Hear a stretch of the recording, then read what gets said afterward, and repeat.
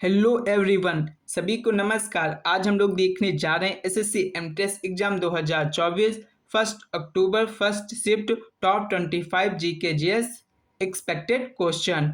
तो आपका पहला प्रश्न क्या है? आपका पहला प्रश्न है, उड़ीसा बंगाल के पुरुषों द्वारा कौन सा लोक नृत्य किया जाता है? तो कौन सा नृत्य है? वो है आपका छऊ नृत्य, जो उड़ीसा, बंगाल और हरियाणा के लोगों द्वारा किया जाने वाला लोक नृत्य है। थोड़ा छऊ के बारे में जान लेते हैं। यह नृत्य 3 शैलियों में होता है। पुरुलिया छऊ जो पश्चिम बंगाल में होता है, सरायकेला छऊ जो झारखंड में होता है, मयूरभंज छऊ जो उड़ीसा में होता है। नेक्स्ट क्वेश्चन, आपका अगला प्रश्न है, 2022 में पद्मश्री किस नृत्यांगना को मिला था? तो ये मिला था आपकी सदीर नृत्य की थी आर मुथुकनम्मल, इनको मिला था। और आपकी एक कुचिपुड़ी नृत्यांगना थी, वो थी आपकी गद्दाम पद्मा रेड्डी जी, इनको मिला था। तो इनको याद रखना है, किस नृत्य मतलब किसमें ये माहिर हैं जिसके लिए इनको मिला था। तो जो आपकी कदम पद्मा रेड्डी जी हैं, इनको कुचिपुड़ी के लिए मिला था। और आर मुथुकनम्मल, इनको मिला था शादी नृत्य के लिए। जो शादी है ये तमिलनाडु जो शास्त्रीय नृत्य है उसी से जुड़ा हुआ है, ठीक है। और थोड़ा जान लो, जैसे मोहिनीअट्टम कहाँ का शास्त्रीय नृत्य है? तो ये आपको पता होगा, ये कहाँ का है? केरल का है। अब थोड़ा देख लेते हैं जो मोहिनीअट्टम की नृत्यांगना है और नर्तक हैं वो कौन कौन है। तो जैसे आपकी कलामंडलम कल्याण कुटी अम्मा जी हो गई, सुनंदा नायर जी हो गई, पल्लवी कृष्णन हो गई, गोपिका वर्मा जी हो गई, मुकुंद राजा जी हो गई, अप्पी राधेत कृष्ण परिक्कर जी हो गए। तो ये क्या है? आपके मोहिनीअट्टम नृत्यक एवं नृत्यांगना है। नेक्स्ट क्वेश्चन, आपका अगला प्रश्न क्या है? सौरभ जो गांगुली जी हैं, उन्होंने किस मैच को जीतने के बाद जो जश्न मनाया था अपनी शर्ट को उतार के मनाया था? तो मैंने यहाँ बताना है कि किस मैच की बात की जा रही है। तो सौरभ गांगुली जी ने 13 जुलाई 2002 को लॉर्ड्स में खेले गए नेट वेस्ट सीरीज के फाइनल मैच में जीत का जश्न मनाने के लिए अपनी शर्ट उतारी थी। इस मैच में भारत ने इंग्लैंड को 2 विकेट से हराया था। युवराज सिंह और मोहम्मद कैफ की अगुवाई में भारत की नेट वेस्ट सीरीज में जीत आई थी, ठीक है। आपका जो लॉर्ड्स मैदान है ये क्या किस नाम से जाना जाता है? ये आपका जाना जाता है क्रिकेट के मक्का के नाम से। और पूछा जाए ये कहाँ पे है, तो आपका ये इंग्लैंड में है, ठीक है। कहाँ पे है? इंग्लैंड में। नेक्स्ट क्वेश्चन, आपका अगला प्रश्न क्या है? फोक नृत्य कहाँ का नृत्य है? तो जो आपका फोक नृत्य है वो हरियाणा का एक लोकप्रिय नृत्य है। कुछ राज्य और उनके प्रमुख लोक नृत्य भी देख लेते हैं, ठीक है। जैसे आपका उत्तर प्रदेश, यहाँ पे कौन सा नृत्य होता है? रासलीला हो गया, नौटंकी हो गया और मयूर खाल, यहाँ के क्या हैं? लोक नृत्य हैं। आपका हरियाणा का भी बताया ही है, क्या था अभी? फॉग था, झूमर था, गुग्गा हो गया, ये सब क्या हरियाणा के लोक नृत्य हैं।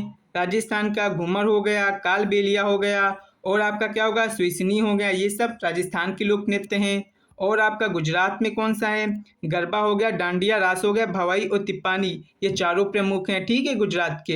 अब असम के देख लेते हैं जो लोक नृत्य हैं। असम में बिहू है इम्पोर्टेंट, नट पूजा हो गया, बागुरम्बा हो गया और बिछुआ, ये तीनों ही क्या हैं? चारों इम्पोर्टेंट हैं। आपका बिहार का देख लो कौन से लोक नृत्य हैं। यहाँ पे जटा जतिन, बखो बखेन, पवरिया, समा चकुआ और विदेशिया नृत्य क्या है? जुड़े हुए हैं। अब आपका अगला प्रश्न है, हॉर्नबिल त्योहार कहाँ मनाया जाता है या महोत्सव? तो ये जो आपका हॉर्नबिल महोत्सव है यह पूर्वोत्तर भारत के राज्य नागालैंड में मनाया जाता है। यह त्यौहार हर साल 1 से 10 दिसंबर तक आयोजित किया जाता है। यह भी पूछा जाता है कितने दिनों तक चलता है? तो ये आपका 10 दिनों तक चलता है। कितने दिनों तक? 10 दिनों तक, ठीक है। नेक्स्ट क्वेश्चन, आपका अगला प्रश्न है, over the cloud times idioms का आपको मीनिंग बताना है। तो इसका मीनिंग क्या होता है? टू बी एक्सट्रीमली हैप्पी, बहुत ही अधिक खुश होना। आपका अगला जो है वो क्या है? स्कैंटी, स्कैंटी का आपको साइनोनिम्स बताना था। तो स्कैंटी मतलब क्या होता है? कम होना। जैसे मेजर हो गया, ठीक है, मेगर हो गया, स्केंट हो गया, स्किम्पी हो गया, स्पेयर एंड स्पार्स हो गया, ये सब आपके क्या हैं? स्कैंटी के साइनोनिम्स हो गए। नेक्स्ट क्वेश्चन है आपका, भारत में ब्रिटिश ताज की शुरुआत किस अधिनियम से हुई थी? तो जो भारत में ब्रिटिश ताज की शुरुआत हुई थी वो भारत सरकार अधिनियम 1858 के तहत शुरू हुआ था। और अगर पूछा जाए आपका, इस अधिनियम के जरिए भारत के गवर्नर जनरल का जो पद है उसको बदलकर वायसराय कर दिया गया था। ये भी कई बार पूछा गया है कि जो भारत के गवर्नर जनरल का पद है उसे कब बदलकर वायसराय कर दिया गया था? तो भारत सरकार अधिनियम 1858 के तहत, ठीक है। नेक्स्ट क्वेश्चन, 2023 में एपीजे अब्दुल कलाम अवार्ड किसे मिला है? तो the institution of engineers Bharat Salem chapter doctor APJ Abdul Kalam सर्वश्रेष्ठ इंजीनियरिंग कॉलेज छात्र पुरस्कार प्राप्त करने वाले सोना कॉलेज के छात्रों मदाला पी महित साई एम एस सोरिया और यू दारा नीराज को मिला है। ठीक है, किसको किसको मिला है आपका, ये 3 छात्रों को मिला था। ठीक है, जो इंजीनियरिंग कॉलेज के छात्र थे, कौन थे आपके, मदाला पी महित साई थे, एम एस सोरिया थे और यू दारा नीराज जी को मिला है। ठीक है, नेक्स्ट आपका कौन सा है क्वेश्चन, भारत के प्रथम गवर्नर जनरल और वायसराय कौन थे, तो इसको याद करने की हम ट्रिक बता दे रहे हैं। रॉबर्ट है विलियम की मौसी। अब देखो इस ट्रिक से आप कैसे याद कर सकते हैं। रॉबर्ट रॉबर्ट क्लाइव जो बंगाल का प्रथम गवर्नर था। हेस्टिंग हेस्टिंग जो भारत का जो बंगाल का प्रथम क्या था, गवर्नर जनरल था। विलियम विलियम बेटिक बना, जो भारत का पहला क्या था, गवर्नर जनरल था। और कैनिंग की से क्या बना आपका, कैनिंग बना, जो भारत का पहला क्या था, वायसराय था। मो से आपका माउंटबेटन बना, जो स्वतंत्र भारत का पहला गवर्नर जनरल था। और आपका सी से क्या बना, सी राजगोपालाचारी जी बने, जो स्वतंत्र भारत के पहले भारतीय गवर्नर जनरल थे। ठीक है, इस प्रकार आप याद कर सकते हैं। आपका अगला प्रश्न है, निम्नलिखित का मोलर द्रव्यमान क्या होगा, तो यहाँ पे आपको बताना है। तो NaCl है, तो आपकी सोडियम का जो परमाणु द्रव्यमान कितना होता है, 23 होता है।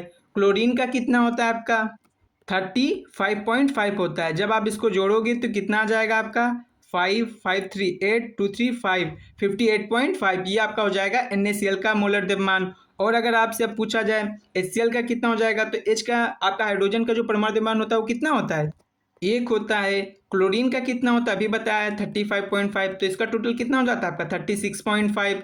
अब पूछा जाए H2 का, तो H2 का कितना होगा। अब यहाँ हाइड्रोजन के 2 मोल हैं, एक मोल का एक जो हाइड्रोजन होता है उसका जो परमाणु द्रव्यमान होता है कितना होता है, 1 होता है। जब 2 है तो 2 × 1। ऑक्सीजन का कितना परमाणु द्रव्यमान होता है, 16 होता है। तब H2O का जो मोलर द्रव्यमान हो जाएगा वो क्या हो जाएगा, 18 हो जाएगा। आपका अगला है कैल्शियम ऑक्साइड। कैल्शियम का जो द्रव्यमान होता है, परमाणु द्रव्यमान, वो कितना होता है आपका, 20 होता है, 40 होता है। और अगर आपसे पूछा जाए कि जो ऑक्सीजन है इसका आपका परमाणु द्रव्यमान कितना होता है, तो ये आपका पता है 16 होता है। टोटल आपका कितना हो जाएगा, आपका टोटल हो जाएगा 56। तो इस प्रकार से आप बता सकते थे इनका मोलर द्रव्यमान। नेक्स्ट क्वेश्चन, अगला प्रश्न है, ब्राह्मी लिपि जो अभिलेख है सबसे पहले किसने पढ़ा था, तो अंग्रेज अधिकारी जेम्स प्रिंसेप ने सन 1837 में पहली बार ब्राह्मी लिपि को पढ़ा था। उन्होंने सांची के स्तूप पर अंकित ब्राह्मी अक्षरों में दान शब्द को पढ़ा था। ठीक है, तो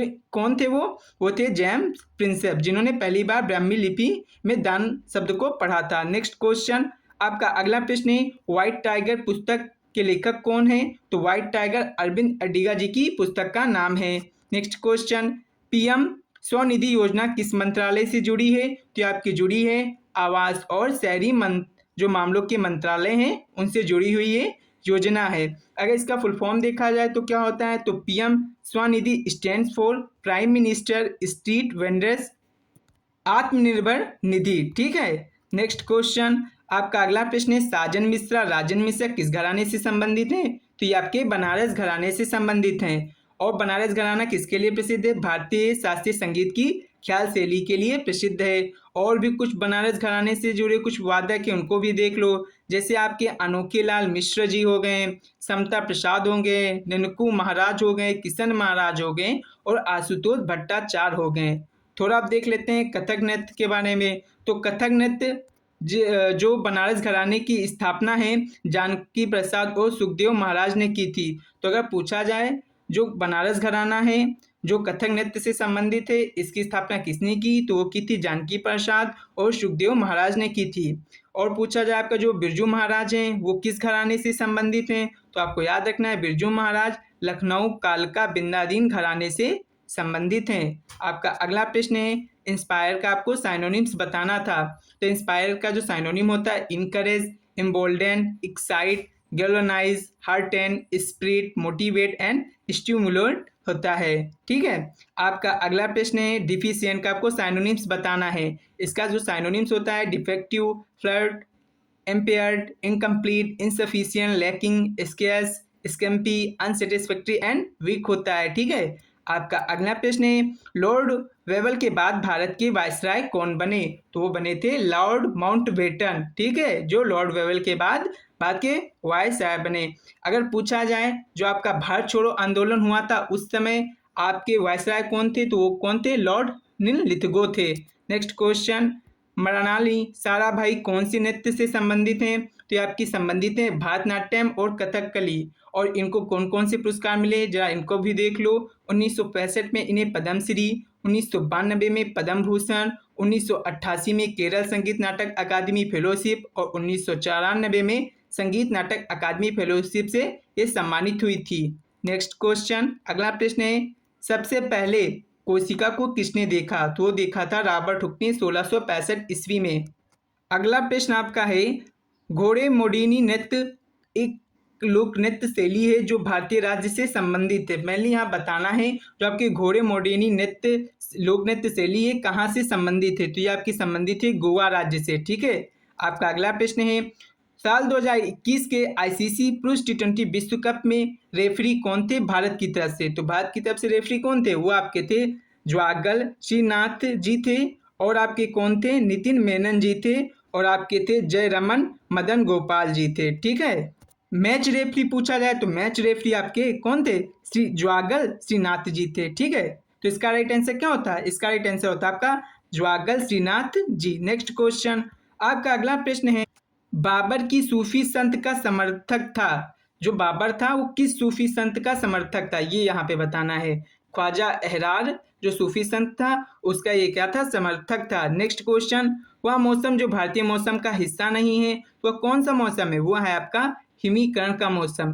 भारतीय मौसम में कौन कौन से आते हैं? आपका बसंत ऋतु आता है, ग्रीष्म ऋतु आता है, वर्षा ऋतु, शरद ऋतु, हेमंत ऋतु और शिशिर या आपकी शीत ऋतु आती है। ठीक है, नेक्स्ट क्वेश्चन, आपका अगला प्रश्न है, समुद्र में पानी की अधिकता के कारण पौधे मुरझा क्यों जाते हैं?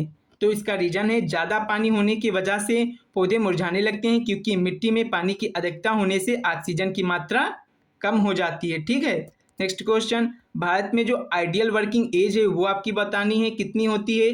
तो वो होती है आपकी 14 वर्ष के ऊपर। ठीक है, नेक्स्ट क्वेश्चन, मराठों ने जब ब्रिटिश को हराया तो गोवा में कौन सा फोक डांस किया गया था? ये आपको बताना है। तो जब मराठों ने ब्रिटिश को हराया था तब गोवा में फोकल डांस के रूप में धारुक या फुलकोर नृत्य किया गया था। यह नृत्य स्थानीय संस्कृति और परंपराओं का महत्वपूर्ण हिस्सा था और इसे त्योहारों और विशेष अवसरों पर प्रस्तुत किया जाता है। तो इसी के साथ वीडियो समाप्त होती है। अगर वीडियो अच्छी लगी हो तो लाइक करें, सब्सक्राइब करें, शेयर करें।